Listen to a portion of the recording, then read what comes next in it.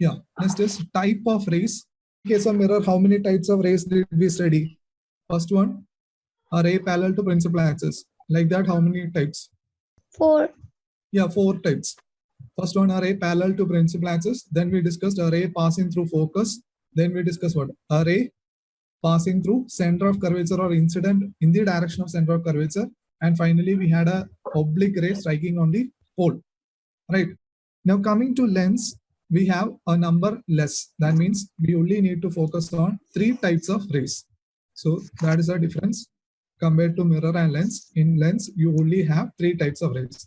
And among that 3, we only need to focus on mainly 2 type of rays. So let us see what are the different type.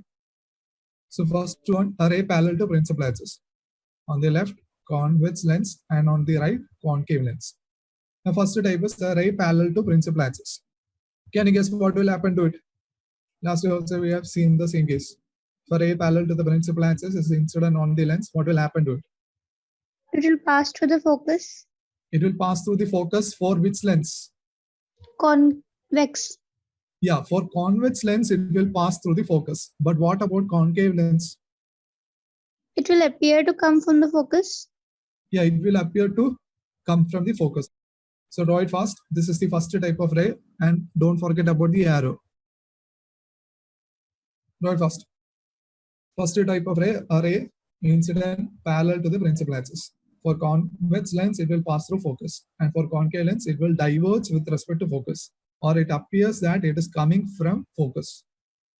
And for this reason, you can also say a convex lens is also called dash wall lens. Converging. Yeah, converging, and a concave lens is known as diverging lens. After refraction, it will pass through focus. After refraction, it will pass through focus. Draw it with pencil, don't draw it with pen. The diagram should be neat enough and clear. Yes, sir. Yeah. Here also you can say below, after refraction, it will appear to diverge from focus. Now moving on, this is the second type of ray. It is just the opposite. That is first one, parallel, pass through focus. Now reverse it. That means what? A ray passing through focus. A ray passing through focus, or for concave lens, I can tell a ray directed towards the direction of focus. So this will be that ray. For convex lens, a ray passing through focus, whereas for concave lens, a ray is directed towards focus. Now what will happen to the ray? It will emerge parallel to the principal axis.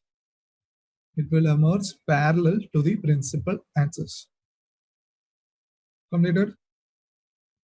Completed, sir. Yeah. Now the last type of ray, or the third type, that is a ray which is passing through optical center. Last year also we have discussed the same case. And what will happen to this rays? For ray pass through optical center, how will it emerge? It will not bend. Yeah, it will not bend, or will move without any deviation. So draw it. A ray passing through optical center of each lens will not suffer any deviation, or it will go undeviated. And what was the reason? Lateral displacement being less. Yeah, it is an approximation, result of an approximation. That is, if I take this much portion, it can be assumed to be a very thin glass slab, and in that case, the lateral displacement will be very negligible. Draw it fast. After refraction, the ray will emerge out undeviated. So these are the 3 type of rays. Among this, we will only focus on the first and third type. That means a ray parallel and this particular ray. For all the ray diagrams, we only need the use of these 2 rays. Now moving on, we have to see the image formation by convex lens. So give the subheading image formation by convex lens. Now start drawing, be a little more faster. Image formation by convex lens. Now first case, object placed at infinity. Write it down. Image formation by convex lens, first case, an object placed at infinity. Now if it is placed at infinity, what type of rays should I draw? If an object is at infinity, what is the specialty of? Yeah, it will be parallel. So draw a set of parallel incident rays, because From infinity, always the incident rays will appear to be parallel. And also don't forget the arrow. Now all this incident rays after refraction will pass through a single point, that is nothing but the focus of this convex lens. So this is the image formation for the first case. Now below write down the characteristic and the position. So what is the position? Image is formed at focus. At focus. Write it down. Image is formed at focus. Other characteristic, it will be real, inverted, and highly diminished. Or I can say point size. Now reasons for real and inverted, everything you already know. Real because it is formed by the meeting of two refracted rays. Highly diminished because size of the image is very less compared to size of object. Now let's move on to the second case. Now second case, we are bringing the object closer. So it is placed at a distance beyond 2f1. Or instead of f1, what is this 2f? I can say c1. It is placed beyond first center of curvature or 2f. Now, which are the rays I can choose? First, we will select a ray incident parallel. Now, what will happen to this ray? It will go through the focus. So this is the first ray. Now, second, I told always it is better to choose a ray passing through optical center. Then you should only draw what? A straight line. So just draw that line, and you can see the two refracted rays will meet at a point. And at that point, you will get your image. So draw the image there. And again, I am repeating, when you get the image, draw it in dotted lines, not continuous line. Also mark the position of the object, AB. Object is marked AB, image is marked B dash A dash. And it should be in dotted line. And below write down the position. Where is the position? What is this position? Image is found between dash and dash. F2 and C2. Yeah, between F and 2F. Or if I be specific, it is F2 and 2F2. What are the characteristics? It is diminished. Yeah, it will be diminished. Then Real Real and- inverted. yeah, real inverted. Write it down. The image is found between F and 2F. It is real inverted and diminished. And here, don't write highly diminished. It is only diminished. Highly diminished is in the previous case. Completed? Yes, sir. Yes. Yeah, these diagrams are How- very important. You can expect 1 or 2 questions from diagrams with respect to mirror or lens in exam. And never try to by heart. I told you should by heart the type of rays. Now, when you know the position, just apply the type of rays according to your wish. That's all. One more thing, I have forgot the arrow for the ray passing through optical center. I hope you have put it correctly. Yeah, next case, we are moving the object even closer. And again, this is a special case, that is object placed at 2F. Object placed at 2F1. Now again, first ray, I will take a incident ray parallel to the principal axis. It will pass through the focus. It will pass through the focus. Now second one, again simple case, you can select a ray passing through optical center. It will go without any deviation. And you can see again, they two will meet at a particular point, and at that point you will get your image. Name the object AB, image A dash B dash. Now what is the position of the image?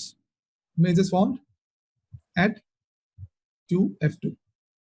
Again characteristic, real, inverted, and again special case I told, it is of the same size as that of the object. That is why it is very, very important. Real, inverted, same size as that of the object. So when you draw, whatever distance you take here, that should be equal to the other side also. That is, left and right should be symmetric. Then only you will get your diagrams correctly. Otherwise, you have to go for a lot of adjustments. Completed? Yes. Yeah. In this case, we are bringing the object even more closer and placing it between F and 2F. So next write down object placed between F and 2F. Now first ray, a ray incident parallel, it will pass through focus. Second ray, passing through optical center, it will meet at this point and you will get the image there. Draw it fast. Here, what is the position of the image? It is formed beyond dash. 2F2. Yeah, 2F2. Write it down. And characteristic, it is real inverted, but different from last case. Now it is enlarged image, or I can say magnified. It is enlarged image. Completed. Yes, sir. Yeah. Now bring the object even more closer to the lens. Place it at the focus itself. So object placed at focus. Now select your rays, parallel ray, pass through focus, then through optical center. And here you can notice, do this refracted rays meet at a point? You can say they are emerging parallel to each other. In that case, they will not meet. So we will make an assumption that they will meet at infinity. So here you can write the images form at infinity. Images form at infinity. Now characteristic, real, inverted, highly enlarged. Write it down. Here the rays are not going to meet. They appear parallel to each other. So we assume images formed at infinity. It is real, inverted, enlarged. Completed? Yes, sir. Yeah. Now comes the last case with respect to convex lens, and very special case, we place the object between optic center and focus. Place the object between optic center and focus. Again, select the rays, will pass through focus. Second one, it will go undeviated. Two refracted rays are diverging with respect to each other. That means they will not meet. So what we do? We need to extend it backwards. So you can extend it backwards. That means on the left side or same side as that of the object. Now here you can notice that they will meet at a point. And there you can construct your image. So again, name object AB, image A dash B dash. Drawing dotted lines. So what is the specialty of this image? It is not formed by the convergence or meeting of two refracted rays, but we assume it to meet. So it is called a virtual image. Right on the position, on the same side as that of the object. Image is formed on same side as of the object. Characteristic, virtual, erect, enlarged. Yeah, that's all the ray diagrams for convex lens. Now, if I summarize everything, you'll get a table that is 10.4 given in your test book. You can go through it. Every points are summarized in this table. Again, don't by heart this. If you understand it, it will strike your mind easily. Now we are moving through to image formation by concave lens.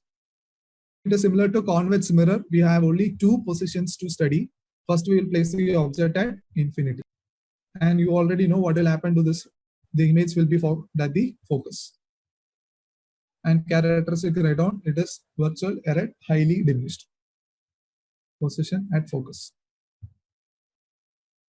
Concave lens, first position, object placed at infinity. Image is formed at the focus, point sized. And here also it is a virtual image. Completed this one? Yes, sir. Yeah. Yes. Now the second position, that is, we have to place the object at a finite distance. That is between infinity and the lens. Place it. Draw the first ray parallel to principal axis. It will diverge with respect to the focus. Now second ray, you can pass through the optic center. If you consider, it will meet at this particular point, and there you will get your image. And again, here also image is formed on the same side as that of the object. So it is virtual. Right on the position. So these are the two positions for concave lens. Now what is the conclusion? Always give virtual, erect, and diminished image. Same or similar case to that of which mirror? Convex mirror. So concave lens and convex mirror image formation are kind of similar. They will always give virtual, erect, and diminished image. Completed? Yes, sir. So again, I am repeating, only I have used these two type of rays. A ray which is parallel to principal axis and a ray which is passing through optic center. Concerned with concave lens, you can find this table 10.5 where they've given the details of different position of object and image formation. Next is sign convention for spherical lens. You are already familiar with sign convention for mirrors. It is the same here. First itself, we will replace the pole by optic center. So all the distance will be measured with respect to what? Optic center. That is the first point. Now object is always placed on the left side. So U will be always what? Positive or negative? Object distance will be positive or negative? Negative. Yeah, negative. Now height of the image, height of the object is always positive because we will place right above the principal axis. If the image is found below the principal axis, the height is taken as negative. So all the real and inverted image that you get for lens, height is negative. Now this will be the direction of incident light. And whatever distance we measure in the same direction as that of incident light, it will be positive. This we already discussed in case of mirror. And whatever distance we measure in the opposite direction, it should be taken as negative. That is why object distance is negative. Again, for convex lens, if you get a real image here, what about image distance? Positive or negative? Positive. Yeah, it is positive. Then tell me about the focal length of convex and concave lens. Here you have convex lens. What if I place a concave lens? Tell me about the focal length. What about focal length of convex lens? Positive or negative? A ray parallel to principal axis will pass through focus. That means focus is lying on this side. If it is this side, it is positive or negative. Which one? Positive. Yeah, positive. So focal length for a convex lens is positive. Now what about concave lens? Focal length Negative. positive or negative? Yeah, it is negative. For concave lens, it is lying on the left side. It is negative. Write down that 2 points. U is always negative. Height of the object is always positive. Focal length of a concave lens is negative, whereas focal length of convex lens is positive. Mirror also, it is the same thing. Concave lens, concave mirror negative, convex mirror positive. Next is very important, lens formula.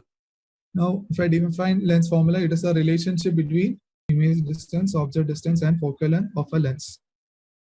1 by V minus 1 by U is equal to 1 by F. Don't confuse, mirror formula is what? 1 by V plus 1 by U is equal to 1 by F. Here it is minus.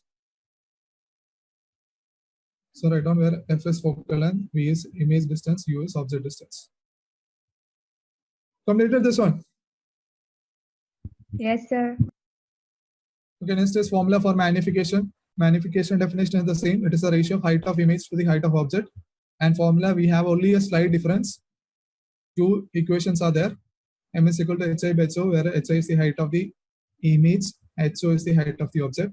And second equation has that difference. It is simply V by U. Whereas in case of mirror, it was minus V by U. Here magnification is V by U. Note it down first.